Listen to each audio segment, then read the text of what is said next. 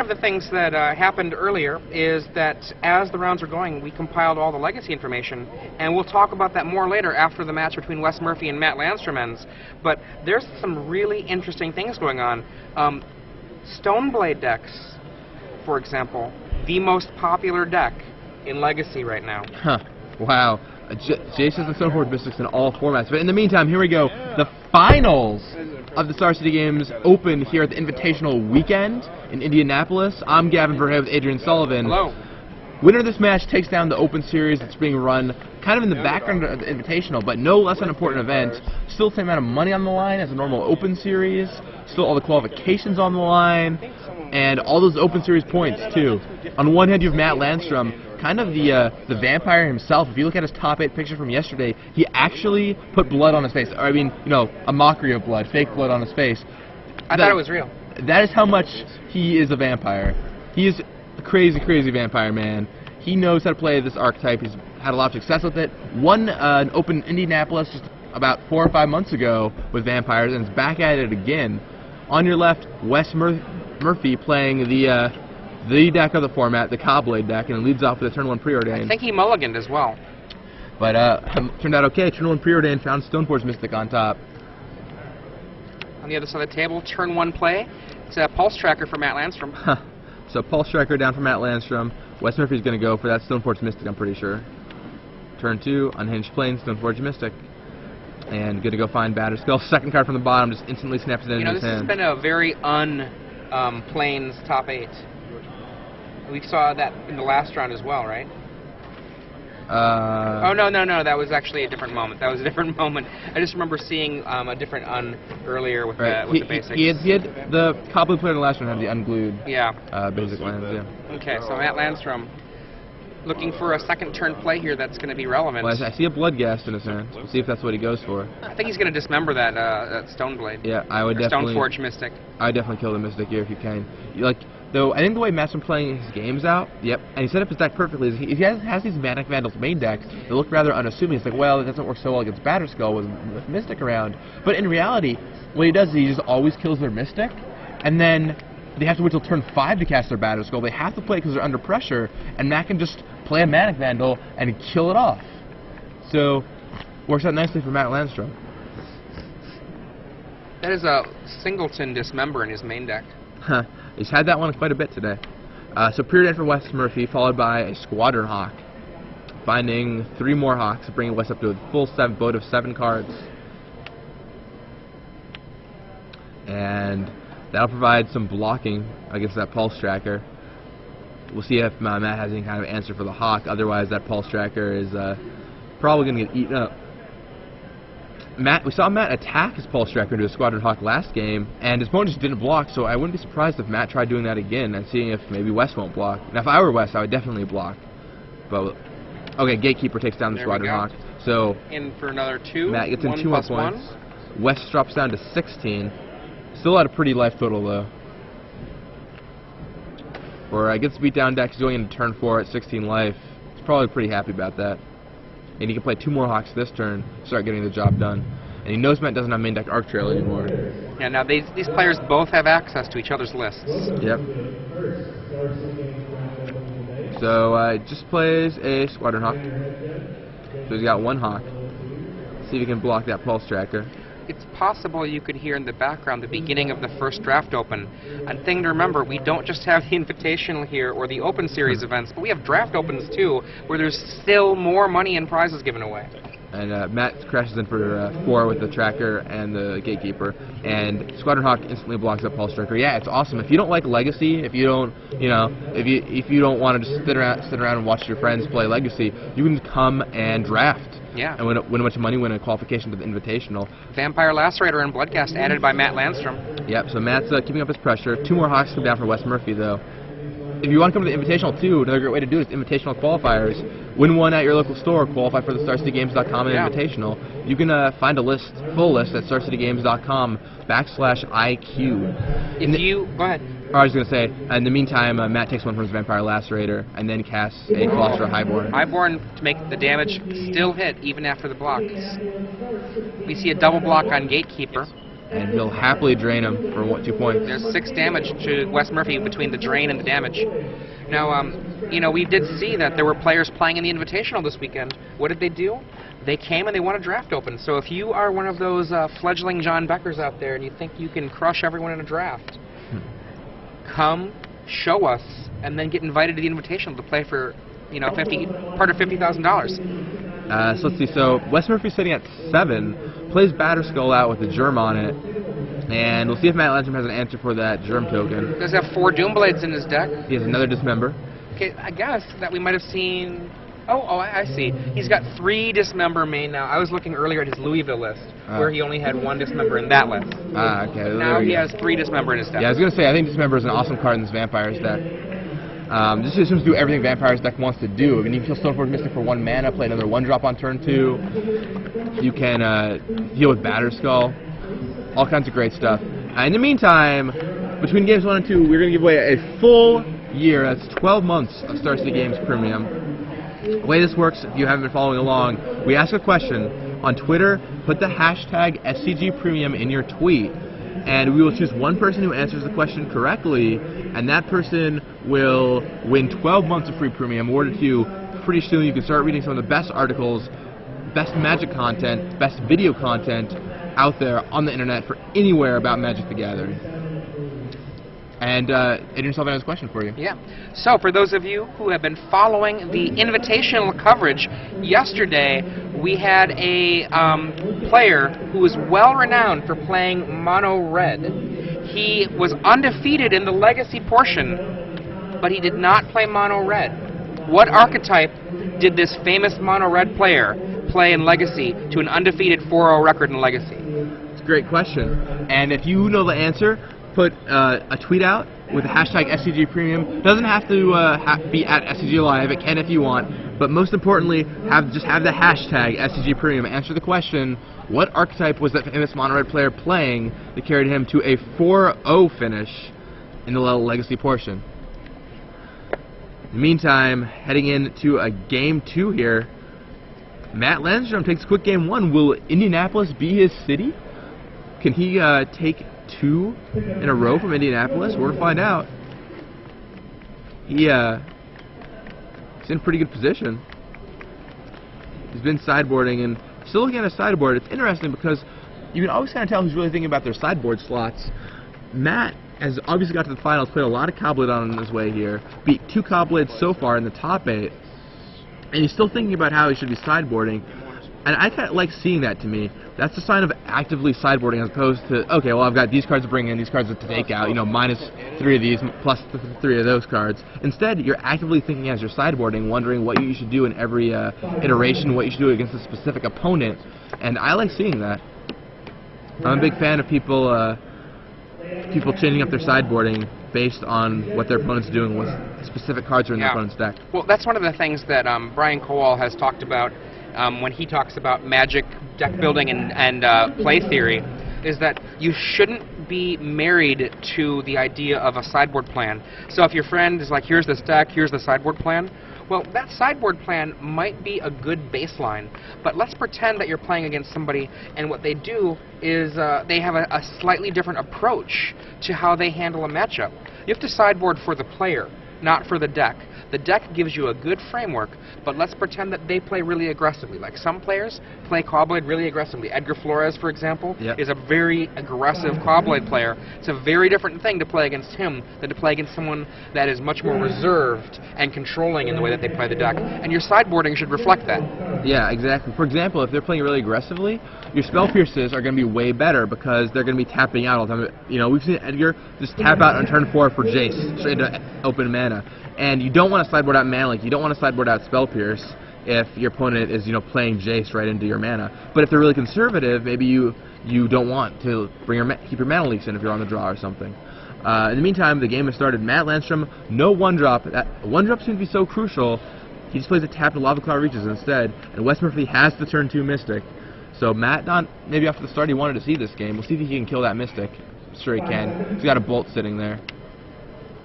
So he's going to bolt the Mystic. See if he's got a 1-drop to follow it up with.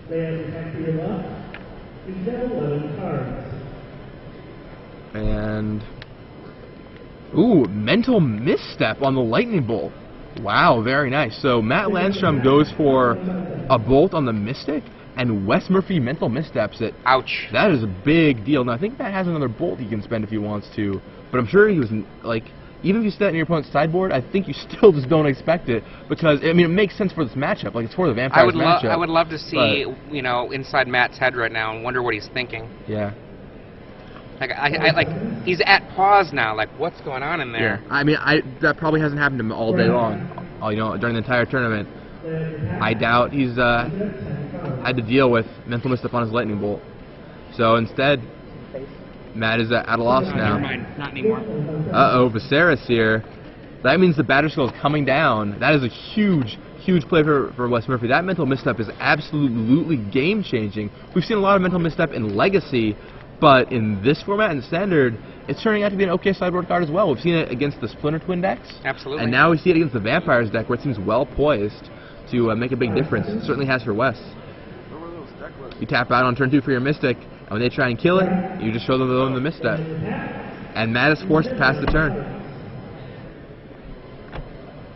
I think that's a Gideon with Wes Murphy's hand, too. See if he still Which has would it. mean that he's very well positioned to fight against creature decks. If he has Let me access make sure that's what I to said, that. or what's in his deck rather. I want to make sure he's got Gideon, but yeah, he's got 2 Gideons after sideboarding. We see a Doomblade at the end of turn to, after the fact, kill the Stoneforge Mystic, which then plops a Batterskull into play. Yep. So the Mystic's gone, but that Batterskull. I bet you we're going to see a Vandal on this guy. Oh, maybe not. Crush. Crush works. All right. Attack for 1. Big 1. And Matt would love to drop a 2-drop here on top of it. And there's the Swamp Fetch 4, and I see a Calastria Highborn.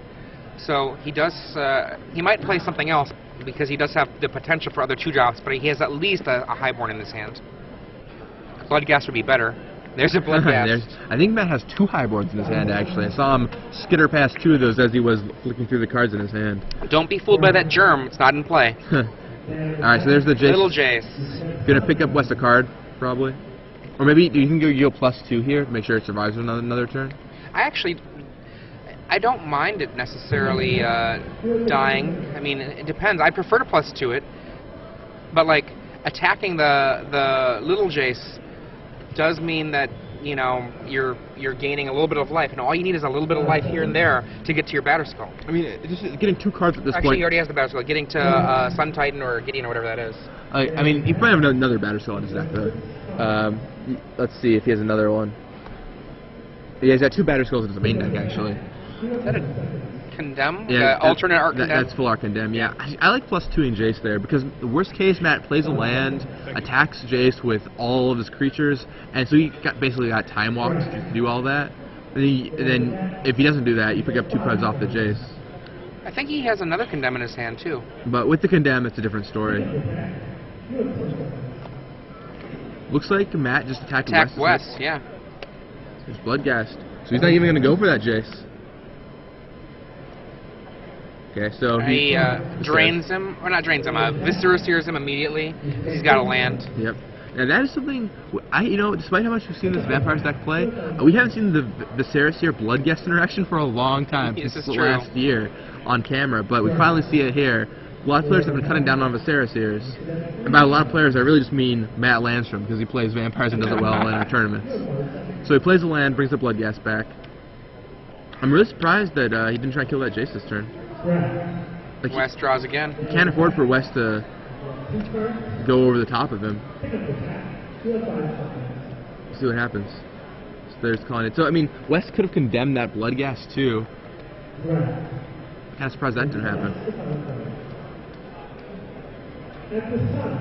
I think he might be waiting until after he gets rid of the Seer to save that Condemn for a moment later when he can get rid of the Bloodghasts for good. Right, the Seer. I mean, that's a Celestial Purge. Oh, it's a Purge, so it's different. That isn't a Condemn. I forgot.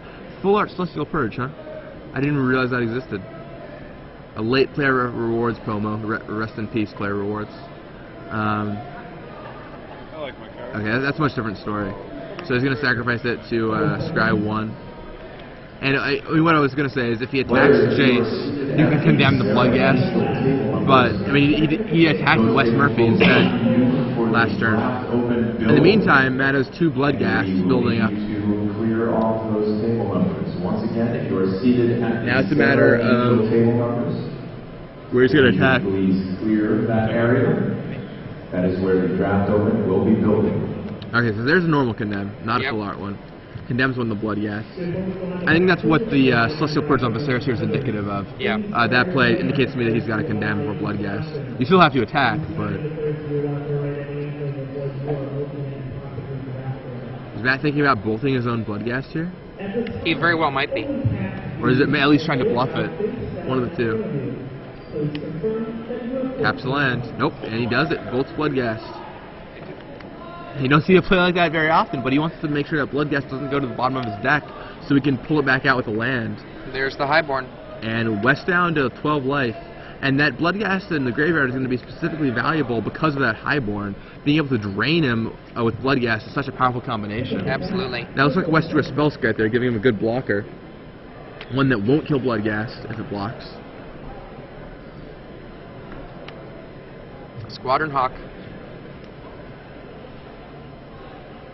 Alright, there's Hawk down.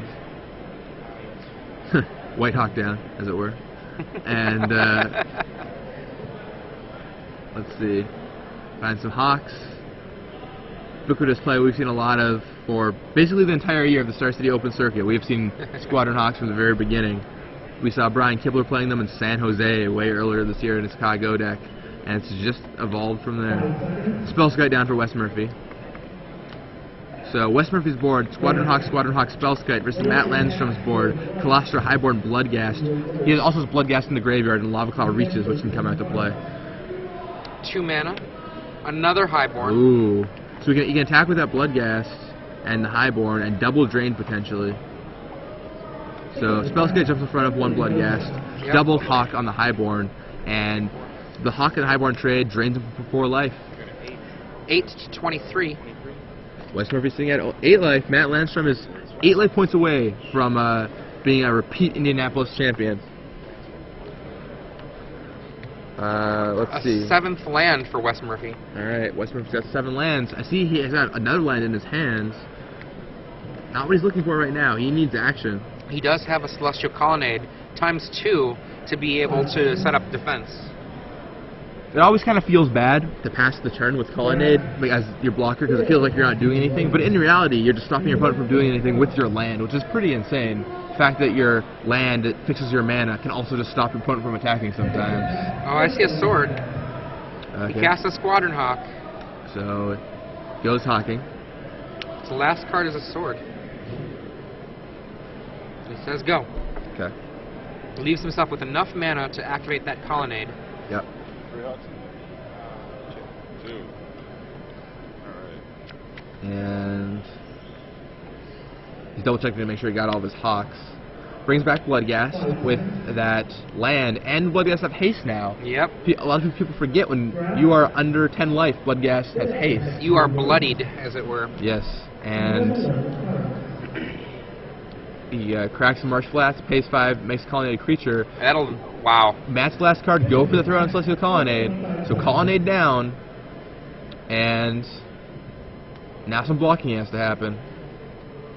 If you're Wes Murphy, I think you go Squadron Hawk on Bloodghast. I think you actually chump block here. Because you don't want to let the drain happen. Like, killing the Bloodghast doesn't necessarily do very much for you. The damage is still the same. You're missing some stuff. I mean, you lose 4 life by doing the other block. Well, 4 life? Yeah, 2 for the unblocked guy and 2 for the drain. Right, sure. Preordain happens. The thing is, Matt's out of cards, so he doesn't necessarily have another land to return the Bloodghast. All it takes is drawing a land. See a Day of Judgment there. Okay. I think that was a Day of Judgment. That day is, you gotta fire it off now if you're gonna do it, because you'll go down to 1 life if he does it, though. Is that a day? Is it a day? Is it a... Oh, Sword. Is that a Feast and Famine? Feast and Famine. He's gonna That's attack good. for 2. He gets the sword on the table first. Okay. Sword on the table first. Drops Matt Landstrom to 21 life. And is he gonna Day of Judgment? If that was a day, it might not have been. Alright, so it's a day. And he He did. scoops. And he scoops because he's going to drain him for 4, and then Lava Claw reaches. Yeah, there we are. And that's that. Matt Matt Landstrom, repeat champion for Indianapolis. Congratulations. He's won with Vampires last time he was here. He just won again with Vampires. He top-8'd in Louisville a couple weeks ago. Great, great work for Matt Landstrom. He has shown that Black-Red Vampires, still a deck to standard. Don't mess with the Vampires. Don't mess with the Vampire Man. He is the Edward Cullen of Magic the Gathering. You know, I'm really curious what's going to happen with Vampires once Innistrad comes out.